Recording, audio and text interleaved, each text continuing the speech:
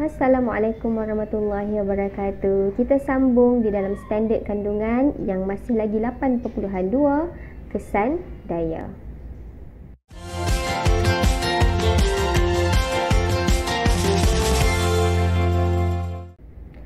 Hari ini kita akan masuk di dalam standard pembelajaran yang baru 8.2.4 menerangkan dan berkomunikasi mengenai momen daya.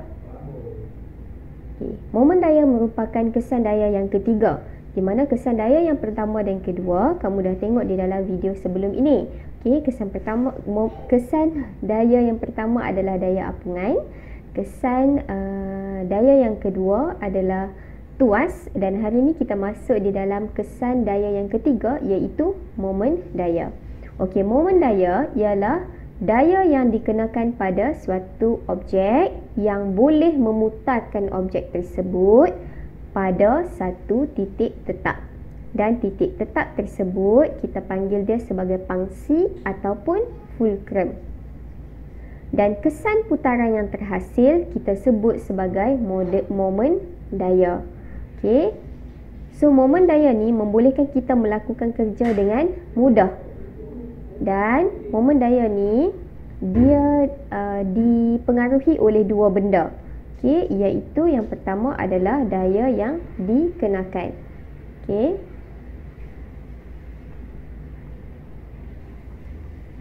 Daya yang dikenakan dan jarak tegak dari fulcrum ke daya. So dua benda ini mempengaruhi momen daya.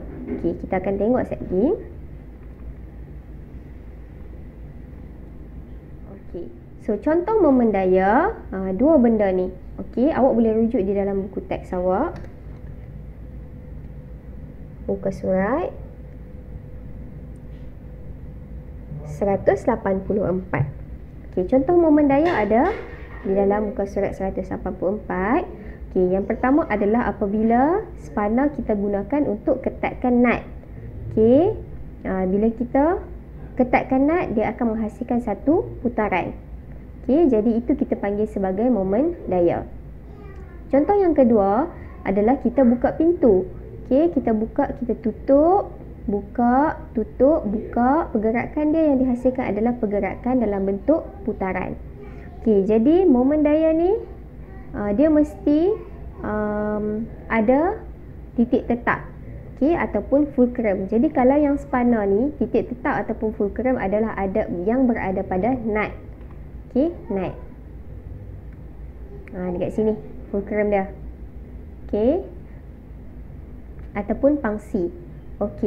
Kemudian daya yang dikenakan adalah pada tangan kita, sebab tangan kita yang kenakan daya. Jadi di sini daya.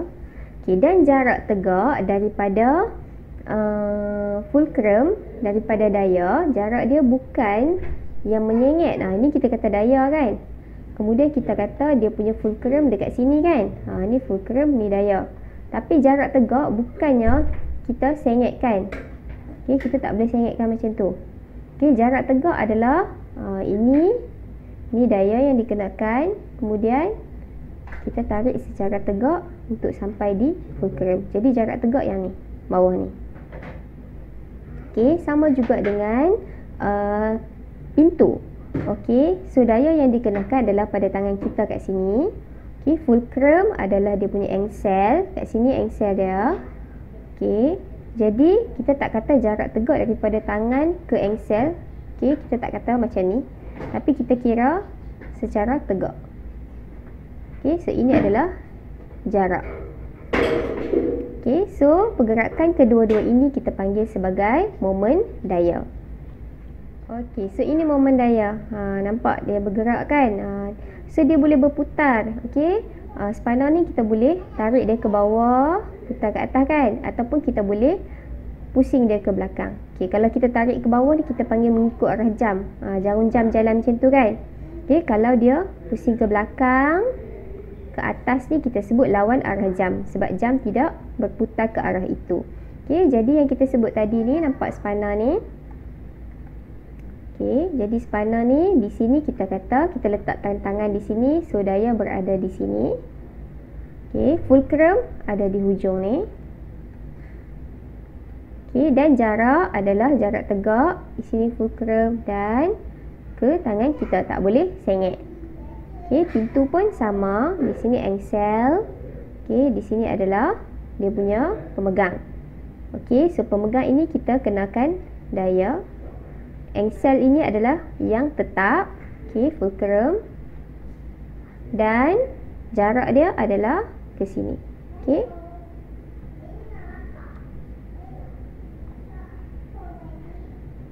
Okey, momen daya boleh dikira. Okey, dengan formula daya yang dikenakan, kita darab dengan jarak tegak dari pangsi ke daya ataupun daripada fulcrum ke daya. Okey, jadi contoh dekat sini ada dalam buku teks kamu, muka surat 184 juga. Okey, jadi ada gambar rajah 8.22. Okey, so ni ada gambar spinal. Okey, spinal lah lebih kurang ya. Okey, so fulcrum ataupun pangsi ada kat sini. Okey, kemudian daya yang kita kenakan di sini. Okey, jarak tegak di sini. Okey, so sebelum tu kita buat revision sikit lah apa yang kamu belajar sebelum ni. Daya adalah tolakan atau tarikan yang dikenakan kepada palang. Palang ni salah lah ni sebelum ni. Okey, pada sesuatu objek. Beban adalah objek yang hendak digerakkan. So kalau kat sini beban dia ni berat ni lah kan. Okey, fulcrum adalah titik sokongan yang tetap. Dia tidak berubah di sini fulcrum. Okey, jadi cara kita nak kira. Okey, contoh satu, di sini adalah nut ataupun pangsi ataupun fulcrum. Okey, di sini daya yang kita kenakan. Okey, jadi jarak tegak sinilah. Okey, jadi kita ikut formula yang dia bagi. Okey, formula yang dia bagi kat sini. Momen daya sama dengan daya darab jarak tegak dari pangsi ke daya.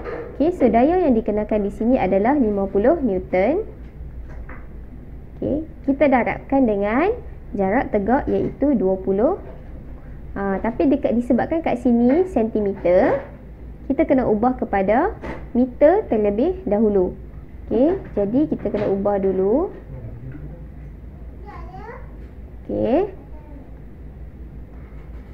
20 cm kita ubah kepada meter, dia akan jadi 0.2 meter. Okey, iaitu kita gerakkan 2 tempat.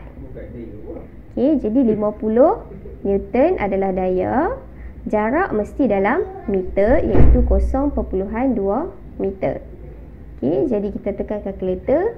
Maka kita akan dapat 10 iaitu 50 darab 0.2 dan Newton didarabkan dengan meter, Newton meter. Okey, jadi ini adalah unit momen daya, Newton meter.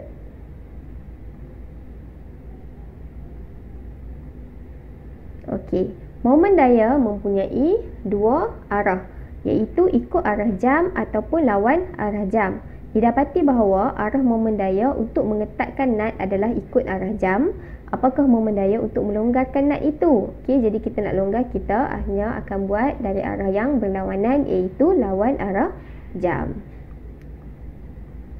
Okey, kita tengok contoh 2. Okey, jika daya yang digunakan untuk mengumpil penutup tin ialah 10 Newton. Okey, so di sini dikenakan daya 10 Newton.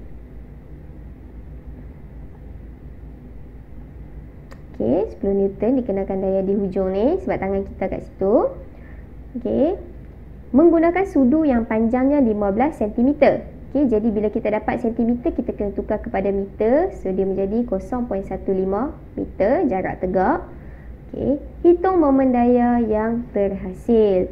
Okey, jadi macam biasa momen daya adalah daya yang dikenakan dalam Newton, kita darab dengan jarak tegak di antara daya dan juga fulcrum dalam meter. Okey, so 10 Newton daya yang dikenakan, jarak tegak dia 0.15 meter, maka kita akan dapat 1.5 Newton meter.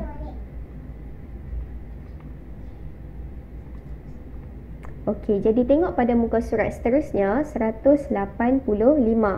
Okey, jadi dalam 185 kita ada aktiviti untuk momen daya iaitu aktiviti 8.6.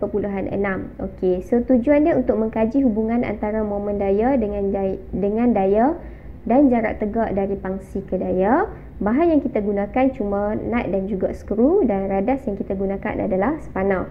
Okey, so arahan, sediakan satu alat yang dipasang nut dan juga skru. Okey, so kita letak nut dan skru. Pegang spanner pada kedudukan X. Okey, ini mula-mula kita pegang dulu. Kemudian ketatkan nut tu. Okey, which is bila kita ketatkan, kita akan gunakan arah momen daya mengikut arah jam. Kita tolak ke bawah. Okey, daya tolak ke bawah. Kemudian pegang spanner pada kedudukan Y seperti yang ditunjukkan. Okey, mula-mula nampak tak? Tangan ni duduk dekat tengah. Okey, dan kita cuba ketatkan. Kita kenakan daya.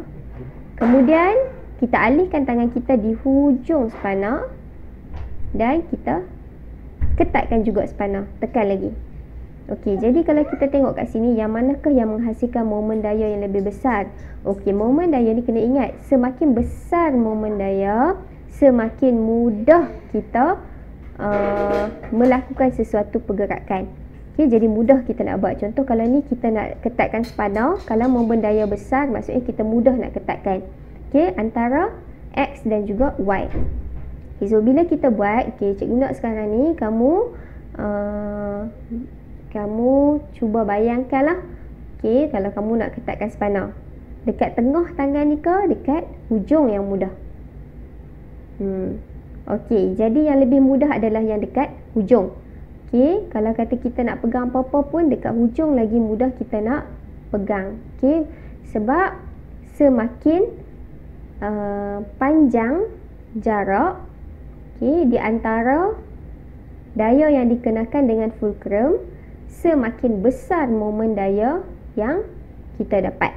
Okay, kalau jarak makin panjang, makin besar momen daya. Okay, momen daya yang besar, lagi mudah kita nak buat aktiviti tersebut.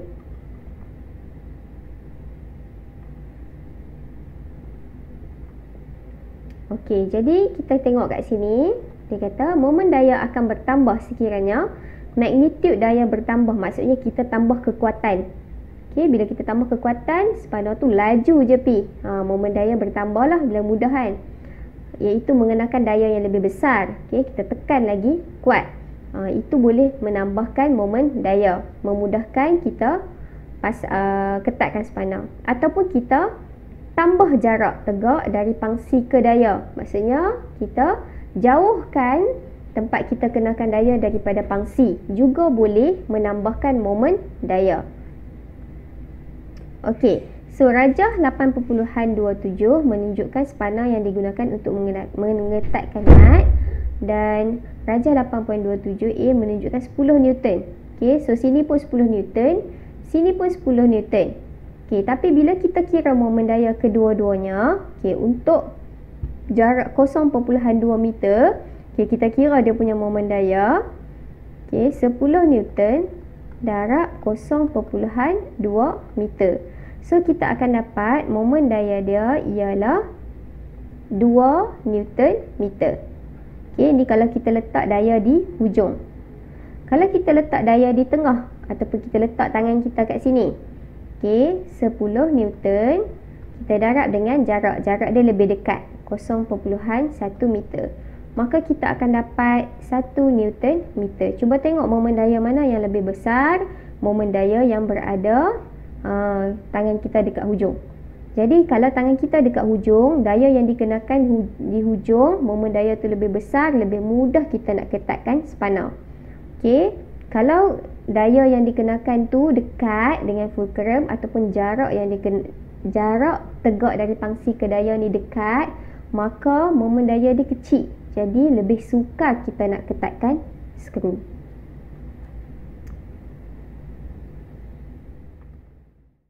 Kesimpulannya, momen daya yang lebih besar akan terhasil apabila daya yang dikenakan pada jarak yang lebih jauh dari titik putaran. Okey, sebab tu kalau kata pintu, okey, cikgu lukis saja di sini. Okey, kalau pintu ni angsel dia. Okey, kita ada pintu kat sini. Okey, kita tak letak dia punya pemegang dekat tengah ni. Jarak tegak dia kat sini kan. Kita akan letak paling jauh di hujung ni supaya momen daya lebih besar dan kita mudah nak buka dan tutup pintu. Okey, sama juga dengan stapler. Okey, stapler kat sini. Okey, di sini dia punya fulcrum. Okey, daya yang kita kenakan, kita tak kenakan di tengah. Okey, paling mudah untuk kita tekan stapler adalah pada hujung. Okey, sebab di hujung ni jarak daripada daya yang dikenakan dengan fulcrum adalah paling jauh dan moment daya adalah paling besar. Okey, sama juga kalau kita cuba untuk tolak troli. Okey, so troli, tayar. Okey, so kita akan letakkan tangan di hujung. Okey, bukannya di tengah. Okey, so itu sahaja untuk hari ini. Terima kasih. Assalamualaikum warahmatullahi wabarakatuh.